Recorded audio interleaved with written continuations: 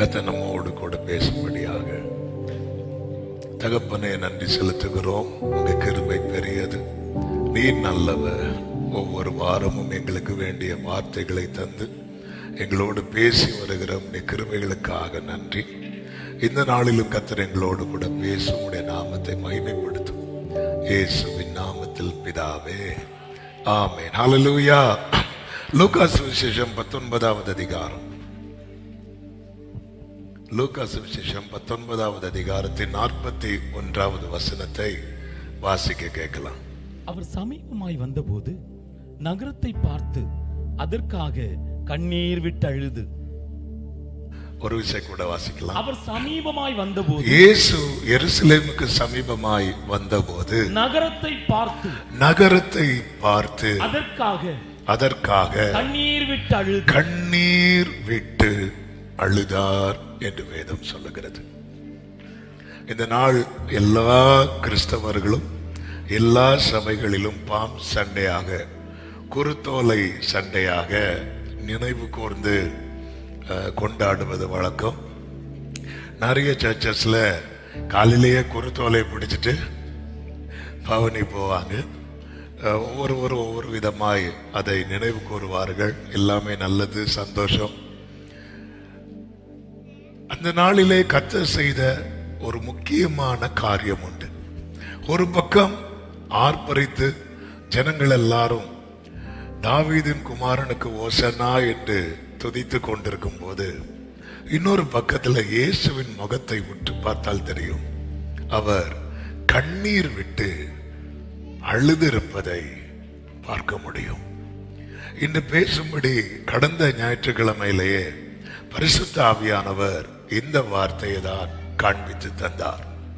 ஆண்டவரான மெடிடேஷன்ல கேட்டது போல அவருடைய வேலை வந்தபோது, ஏற்கனவே சகரியா தீர்க்கதரிசியை கொண்டு உரைக்கப்பட்ட தீர்க்க தரிசனம், இந்த இயேசு கழுதை மேல எருசலேம் வீதியிலே பவனி வருகிற காரியம், இந்த சம்பவம் நடப்பதற்கு 400 ஆண்டுகளுக்கு முன்பதாகவே சகரியா தீர்க்கதரிசியை கொண்டு கர்த்தர் எழுதி வைத்தார். ஒரு காரியத்தை கர்த்தர் எழுதி வைத்திருப்பார் என்றால் அது நிச்சயம் நடக்கும். சத்தமா ஆமென் சொல்லுங்க பார்க்கலாம். அவர் வார்த்தைகளில் ஒரு உறுப்பு கூட நிறைவேறாமல் போகாது. அதே போல எல்லாமே நடக்குது. எல்லாரும் ஓசன்னா என்று ஆர்ப்பரிக்கிறார்கள். கர்த்தருடைய நாமத்தினாலே வருகிறவர் ஸ்தோத்தரிக்கப்பட்டவர், பரலோகத்திலே சமாதானமும் உன்னதத்திலே மகிமையும் உண்டாவதாக என்று மிகுந்த சத்தத்தோட தேவனை புகழ்ந்தார்கள் என்று சொல்லப்பட்டிருக்கிறது. இப்படி அவர்கள் ஆராதித்துக் கொண்டிருக்கும் போதுதான் இயேசு கிறிஸ்து எருசலேமுக்குள்ளே என்றாகிறார். எருசலேமை பார்த்ததும் அவர் கண்ணீர் விட்டு அழுதார் என்று சொல்லப்பட்டிருக்கிறது. இந்த நாளிலே கர்த்தர் தருகிற வார்த்தை இதுதான், இயேசுவின் கண்ணீர். ஆண்டவராகிய இயேசு கிறிஸ்து இந்த பூமியில் வாழ்ந்த நாட்களிலே 3 இடங்களிலே இயேசு அழுததை பார்க்க முடியும். 3 இடங்களிலே. அந்த 3 இடங்களிலே இயேசு கண்ணீர் வடித்ததை 3 விதங்களாக நம்மால் பார்க்க முடியும். முதலாவது, அவர் எங்கே கண்ணீர் வடித்தார் என்று நம்ம எல்லாருக்குமே தெரியும். எங்க கண்ணீர் வடித்தார்? ஆமா, அந்த வசனத்தை சொல்லுங்க. இந்த சைடுல சொல்லவே மாட்டீங்களா? இயேசு கண்ணீர். சின்ன வயசுல ஏன் இந்த வசனத்தை சொல்லி கொடுத்தாங்கன்னு தெரியல, சின்னதா இருக்கிறதுனால.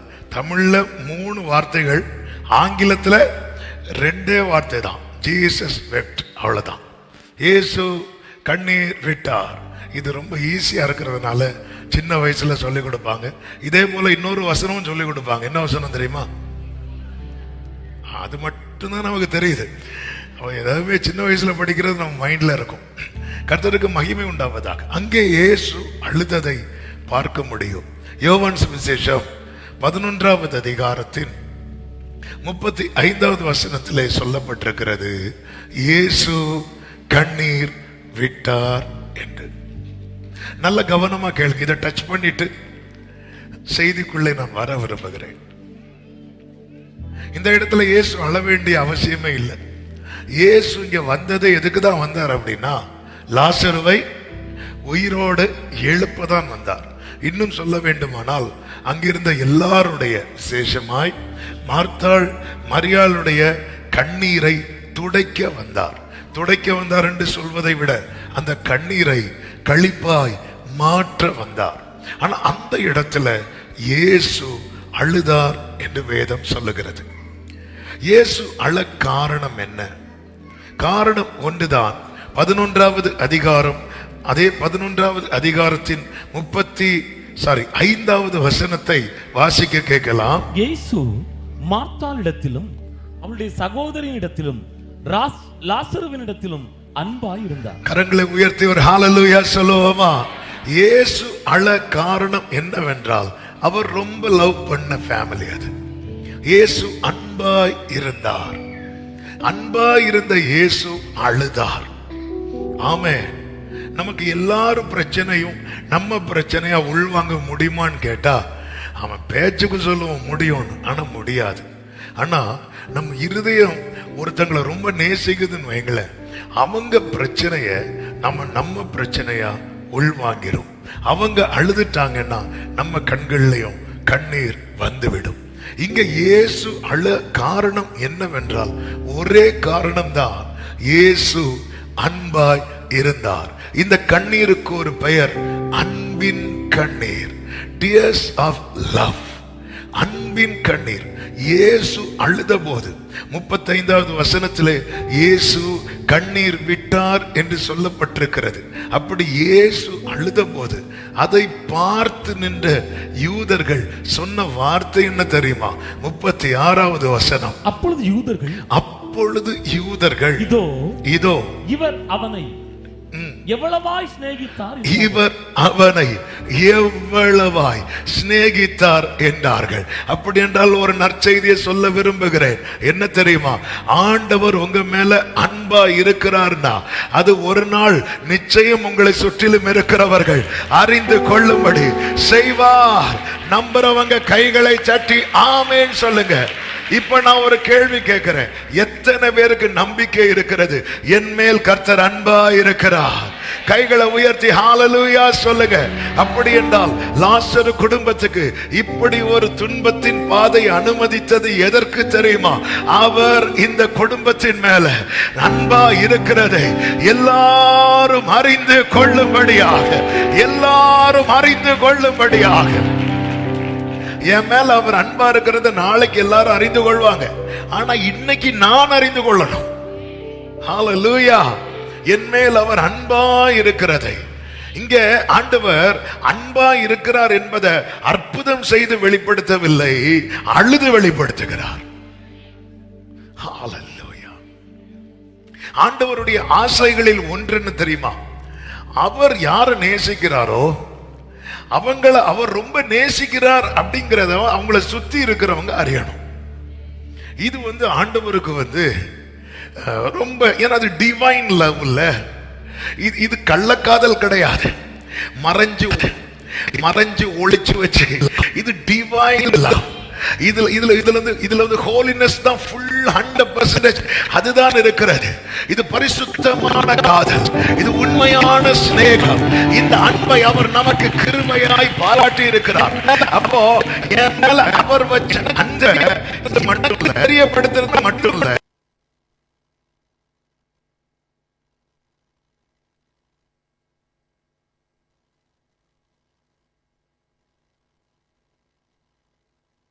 அவர் சித்தம் கொண்டிருக்கிறாரே.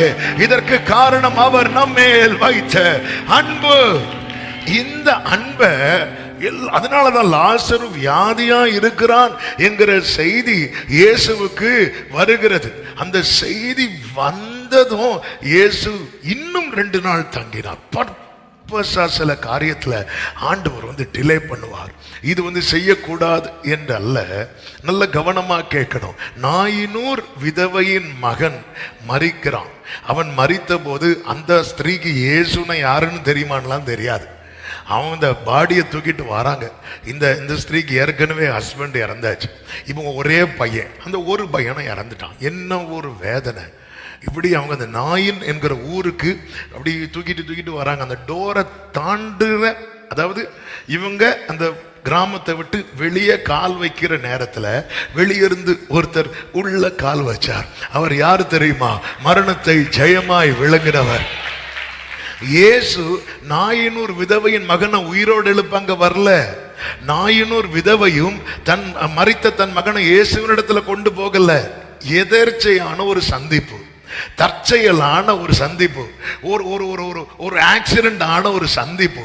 ஆனா என்ன ஒரு நன்மைன்னா, அந்த அழுகையும் அந்த சம்பவமும் யாரு கண்ணில் பட்டுச்சு தெரியுமா? ஆமே, இயேசு கண்ணில் பட்டுச்சு. அது அர்த்தம் என்ன? அவர் பார்வையில பட்ட காரியத்துக்கு சொல்யூஷன் உண்டு. அவர் பார்வையில பட்ட காரியத்துக்கு நம்புறவங்க மட்டும் கரங்களை உயர்த்தி ஆமேன்னு சொல்லுங்க பார்க்கலாம்.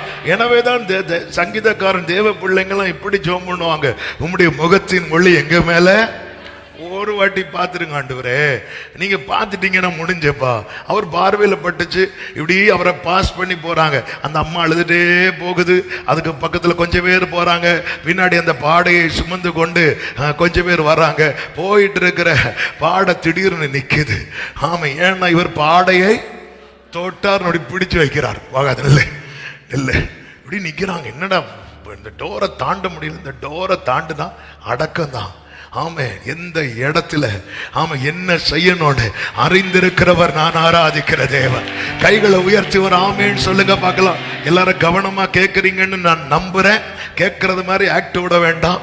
ஆமே, கவனமாய் கேளுங்கள். கர்த்தர் உங்களை ஆசீர்வதிப்பாராக. ஆமே, இங்க பாருங்க, இந்த நாயினூர் விதவைக்கும் இயேசுக்கும் சம்பந்தமே கிடையாது. சம்பந்தமே இல்லாத இடத்துல உடனே அற்புதம் நடக்குது. ஆனா அந்த லாசரு குடும்பம் அப்படி கிடையாது. அந்த குடும்பத்தை குறித்து பெற்றோர் சொல்லப்படவில்லை, பெற்றோர் இருந்ததாக தெரியவில்லை. அப்ப அந்த 3 பிள்ளைங்க, ஆமென், மார்த்தாள், மரியாள், லாசரு, இவங்க 3 பேர் தான். இந்த 3 பேர் தான் கர்த்தருக்கு மகிமை உண்டாவதாக. மார்த்தாள் இயேசுவுக்காக என்ன வேணாலும் செய்யறதுக்கு ரெடியா இருக்கிற ஒரு ஸ்திரீ. மரியாள் இயேசுவின் பாதத்தில் உட்கார்ந்து ஒரே லவ் பண்ற ஸ்திரீ. இப்படி இருக்கும்போது அந்த வீட்டில் இன்னொரு ஆள் உண்டு. யாரு தெரியுமா? லாசரு. லாசரு மீட்டிங்னா ஆளை காணாது. 6 நாள் வீட்டில் இருப்பார். 7வது நாள் ஆளை காணாது. மீட்டிங்னு ஆளை காணாது. 6 நாள் வராத தலைவலி ஞாயிற்றுக்கிழமை ஆராதனைக்கு முன்னாடி வரும். அப்படிப்பட்ட லாசருக்களே கேளுங்கள், கர்த்தர் உங்களை ஆசீர்வதிப்பாராக. அதுவரை பெட்ல இருந்து எழும்பலாம், துள்ளி எழும்புவாங்க. ஆனா அன்னைக்கு மட்டும் பெட்ல இருந்து என்ன செய்ய முடியாது? எழும்பவே முடியாது. இப்படி நிறைய பிரச்சனைகள் எல்லாம் உண்டு. ஆனாலும் இயேசு அன்பா இருந்தார் என்று சொல்லப்பட்டிருக்கிறது. என்னதின் அர்த்தம்? மார்த்தாள் மேல அன்பு வைக்கிறார்னா கேட்ட சொல்லலாம். நம்ம பைபிள் படிக்கும் போது மார்த்தாள் ஆண்டவருக்காக ரொம்ப சேவை செய்வார். மரியாள் மேல அன்பு வச்சிருந்தாருன்னா சொல்லலாம், மரியாள் அவர் பாதத்திலே உட்கார்ந்து அவர் சொல்றது ஆசையா கேட்பார். அப்ப லாசர் மேல அன்பு வைக்க காரணம் என்ன? சொல்ல முடியாது. எதுக்கு இங்க இப்படி சொல்லப்பட்டிருக்கு தெரியுமா? நீ சொல்ற காரணத்தை வச்சல்ல அவர் உன்னை நேசிக்கிறது.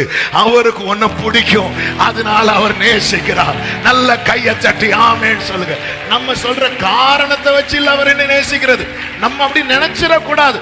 அதனாலதான் இயேசு மார்த்தாள் மேலும் அவளுடைய சகோதரியினிடத்திலும் லாசருவினிடத்திலும் அன்பா இருந்தார். ஆண்டவரே, இவங்க மார்த்தாளும் மரியாளும் இயேசு 4 நாள் கழிச்சு வரார். வந்ததும் அவர் வீட்டுக்குள்ள போகல. ஏன் தெரியுமா? சில விஷயத்தை தெருவில் கொண்டு வரார் ஆண்டவர்.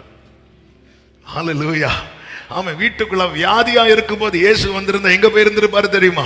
வீட்டுக்குள்ள போயிருந்திருப்பார். அவன் மரித்து 4 நாள் கழிச்சு இயேசு வந்ததுனால எங்க நிக்கிறார் தெரியுமா? தெருவில் கொண்டு வரார். என்ன ஆண்டவரே, 4 சுவருக்குள்ள முடிய வேண்டிய விஷயத்தை நீங்க இப்படி தெருவில் கொண்டு வந்துட்டீங்களே நமக்கு கேட்க தோணும். பாம்பு பவுல் கையில கடிச்சிட்டு போயிருந்தா யாருக்கும் தெரிஞ்சிருந்தாரு? செத்தா கூட தெரிஞ்சிருக்காது. இது எல்லாரும் பார்க்கறது வரைக்கும் பாம்பு கையில தொங்கிட்டு தான் இருக்கு. சில விஷயத்தை ஆண்டவர் தெருவில் கொண்டு வர்றது எதுக்கு தெரியுமா? உனக்கு கர்த்தர் செய்ய போகிறது வீட்டு கூட்டத்தில் முடியக்கூடாது, கன்வென்ஷன்ல தான் முடியணும். ஹல்லேலூயா. அவன் வியாதியா இருக்கும்போது இயேசு வந்திருந்தா சுகம் கொடுத்திருப்பாரா? கொடுத்திருக்க மாட்டாரா? இயேசு வந்திருந்தா அவன் சாகர வரை வெயிட் பண்ணிட்டா இருப்பாரு? இல்ல, கையை பிடிச்சு தூக்கி இருப்பாரு. அந்த 4 சுவருக்குள்ள ஒரு சாட்சி கூட்டத்தோட முடிஞ்சிருக்கும். ஒரு வீட்டு கூட்டம் வைப்பாங்க, முடிஞ்சிடும். இது வீட்டு கூட்டத்துல எல்லாம் நிக்காது. அவர் நேசிக்கிறவங்களுக்கு அவர் செய்ய போறது, நான் சொல்ற வார்த்தையை தீர்க்க தரிசனமா எடுக்கிறவங்க, இயேசுவின் நாமத்திலே உன் வாழ்க்கையில் இருக்கிற தாமதம் ஆமே ஆமே. ஒரு பெரிய crusade நீ விசுவாச கண்கள்ல பாரு. ஜீசஸ் கர்த்தர் என்னை அநேகருக்கு சாட்சியாய் சொல்ல வைக்க போகிறார். ஹalleluya. ஆமென்.